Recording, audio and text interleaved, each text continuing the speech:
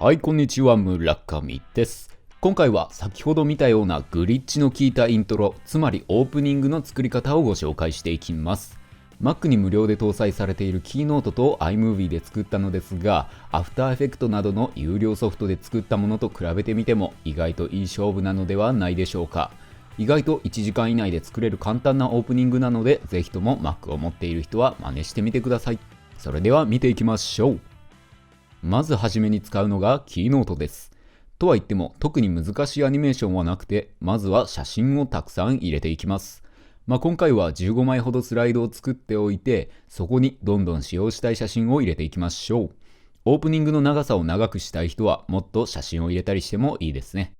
今回は7秒ほどのオープニングなので15枚にしています。そして15枚の写真を入れ込んだら、一番最後のスライドにはあなたのチャンネルのロゴだったりタイトルを挿入してみましょう。今回は図形から四角形を使って座布団を作りの色を適当に決めてみます。大きさも決めておきます。そしたら中にテキストから文字を書いていきましょう。今回はなんとなく雰囲気がゲームチャンネルっぽいので、ゲームチャンネルということで書いておきます。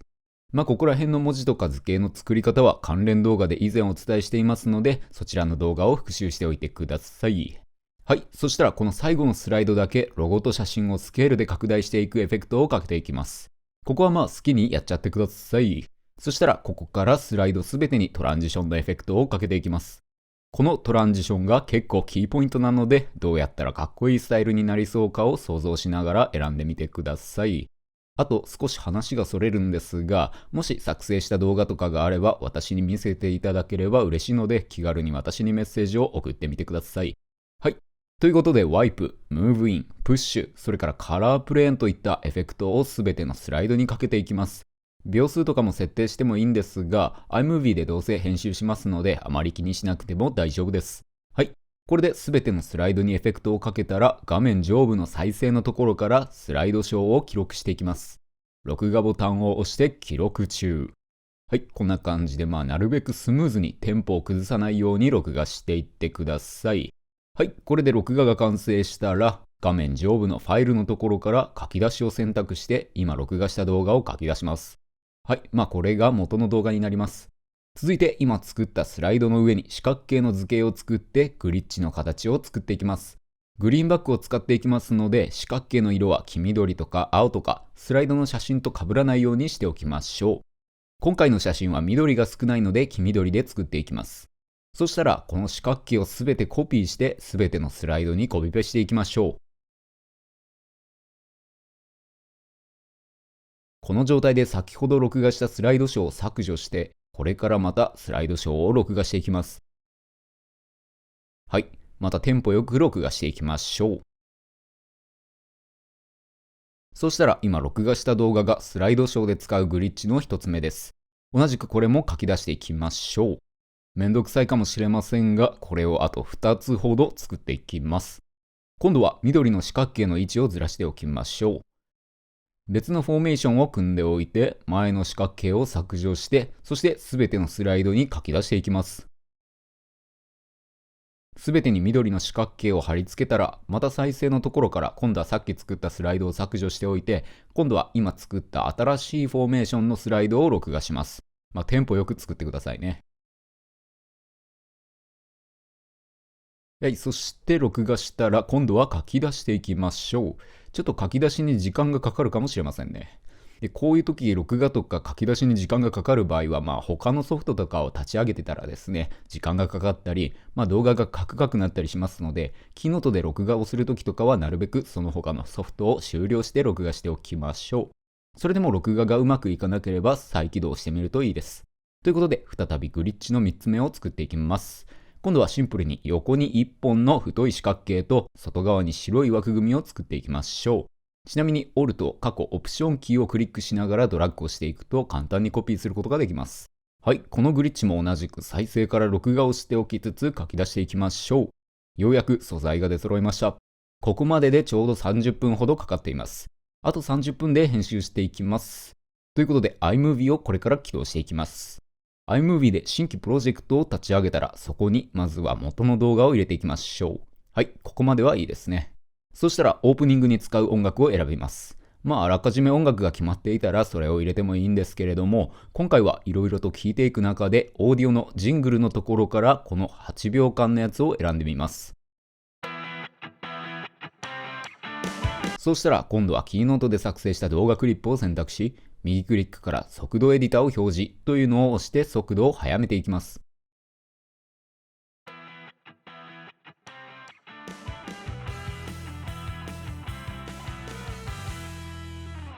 ここでスライドと音楽を合わせていきますが、今回はたまたま音楽とスライドがいい感じで合っていますので、最後の部分だけ少しだけ切り取って動きが滑らかになるように調整していきます。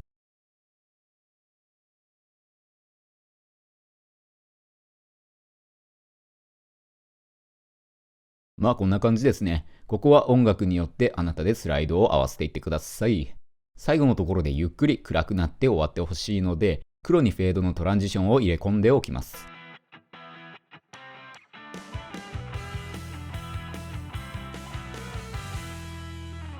はい、これだけでもオープニングとして悪くないですが、これからグリッチをかけていきたいと思います。ということで、先ほど緑の四角形を作りまくった動画素材を一つ iMovie のタイムラインの中に入れておきましょう。そしたら再び速度エディターを表示から速度をだいたい同じぐらいに合わせておきます。このままだと緑の四角形がただ邪魔なだけなので、まずは上のクロップからケンバーンズエフェクトでサイズを徐々に変えておきます。そしたらその横にあるビデオオーバーレイ設定からグリーンブルースクリーンというのを選択して緑の四角形を透明にすることができます。すると見てみるとわかりますが、四角形のところと下の素材が少しずれてかっこいい感じのグリッチのエフェクトがかかっています。ずれるほど映像にインパクトが出てきますので、クロップの大きさを変えておきましょう。そしたら画像にグリッチというか、ずれ込みを入れたいところを選んで、そこの部分だけのクリップを切り抜いていきます。だいたい 0.1 秒から 0.5 秒の間でぶつ切りにしていきます。このカラープレーンのカラフルな部分でグリッチがかかるとかっこいいですね。ここは結構骨の折れるようなちょっと長い作業なんですが、ぶつ切りにして一つ一つそれぞれのシーンに合わせていってください。もうお分かりかもしれませんが、これも先ほどのキーノートのところと同様、あと2つほど続きます。しかも iMovie の場合はプレミアプロなどの有料ソフトとは違って、クリップの上には1つだけしかクリップを重ねることができませんので、結構作業がしづらいです。ここのところは有料ソフトが使いやすいかなと思います。もし編集に慣れて Adobe Premiere Pro とかを使うようになったら、そちらのチュートリアル動画も用意しておりますので、ぜひともご覧ください。ということで、2つ目のグリッチのイントロを入れていきます。はい。